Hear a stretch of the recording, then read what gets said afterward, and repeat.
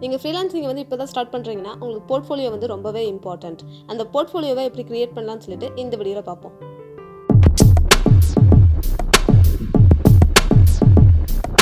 போர்ட்ஃபோலியோவை நம்ம எதுக்கு கிரியேட் பண்ணுறோன்னா, நமக்கு எவ்வளோ ஒர்க் எக்ஸ்பீரியன்ஸ் இருக்குதுன்னு காமிக்கிறதுக்காக நம்ம போர்ட்ஃபோலியோ வந்து கிரியேட் பண்ணுறோம்.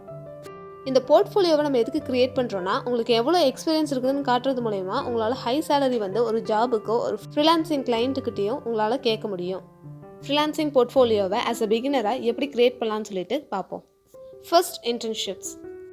நீங்கள் இப்போ தான் காலேஜ் முடிச்சிருக்கிறீங்க, இல்லை ஸ்டூடெண்ட்டாக இருக்கிறீங்க, ஃப்ரீலான்சிங் வந்து இப்போ தான் ஸ்டார்ட் பண்ணலான்னு இருந்தீங்கன்னா இந்த இன்டர்ன்ஷிப்ஸ் வந்து ரொம்பவே ஹெல்ப்ஃபுல்லாக இருக்கும் உங்களோட போர்ட்ஃபோலியோவில் ஆட் பண்ணுறதுக்கு.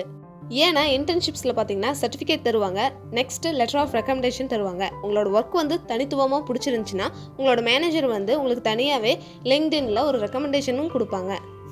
அதை வந்து நீங்கள் உங்களோட போர்ட்ஃபோலியோவில் ஆட் பண்ணிக்கலாம், நீங்கள் என்னென்ன ப்ராஜெக்டில் ஒர்க் பண்ணியிருக்கிறீங்கன்னு. உங்களுக்கு இன்டர்ன்ஷிப்ஸ் பற்றி தெரியாதுன்னா அதை பற்றி நான் ஏற்கனவே வீடியோஸ் போட்டிருக்கேன், அதை பார்க்காதவங்களுக்கு கார்ட்ஸில் லிங்க் தரேன், செக் பண்ணி பாருங்கள். Second, work for free. ஃப்ரீலான்சிங்க்கு வந்து ஃபீட்பேக் வந்து ரொம்பவே இம்பார்ட்டண்ட். இந்த ஃபீட்பேக் வந்து உங்களுக்கு வேணும்னா நீங்கள் ஒரு கிளைண்ட்டுக்கு வந்து ஃப்ரீயாக ஒர்க் பண்ணி தந்தீங்கன்னா அவங்க உங்களுக்கு ஃபீட்பேக் வந்து கொடுப்பாங்க. ஃப்ரீயாக கிளைண்ட்டுக்கு ஒர்க் பண்ணுறது அப்படின்னு பார்த்தீங்கன்னா ஃபீட்பேக்குக்கு மட்டும் இல்லாமல் நீங்கள் ப்ராஜெக்ட் பண்ணுவீங்க இல்லையா, ஸோ அதான் வந்து உங்களோட போர்ட்ஃபோலியோவில் நீங்கள் ஆட் பண்ணிக்கலாம். அதே சமயம் உங்களுக்கு எக்ஸ்பீரியன்ஸும் வந்து கிடைக்கும். ஃப்ரீ கிளைண்ட் பார்த்தீங்கன்னா மேக்ஸிமம் 2 இருந்தால் போதும், அதுக்கு மேலே நீங்கள் ஃப்ரீயாக ஒர்க் பண்ணுங்கிற ஒரு அவசியம் கிடையாது. ஃப்ரீ ப்ராஜெக்ட் அப்படிங்கிறது நீங்களே ஒரு ஒர்க்கை வந்து எடுத்து பண்ணுறதா வந்து ஃப்ரீ ப்ராஜெக்ட். ஃபார் எக்ஸாம்பிள், நீங்கள் சோஷியல் மீடியா மார்க்கெட்டிங்லாம் பண்ணணும்னு நினச்சிங்கன்னா ஒரு ஆடை வந்து நீங்கள் ரன் பண்ணி காமிச்சு அதில் எத்தனை லீட்ஸ் வந்து உங்களால் ஜெனரேட் பண்ண முடிஞ்சதுன்னு சொல்லிட்டு நீங்கள் காமிக்கலாம். நீங்கள் ஒரு கிராஃபிக் டிசைனருக்கு ட்ரை பண்ணுறீங்கன்னா நிறைய செக்டாருக்கு எப்படிலாம் கிராஃபிக் டிசைன் பண்ணலான்னு சொல்லிட்டு நீங்களே ஒரு போர்ட்ஃபோலியோவை க்ரியேட் பண்ணலாம்.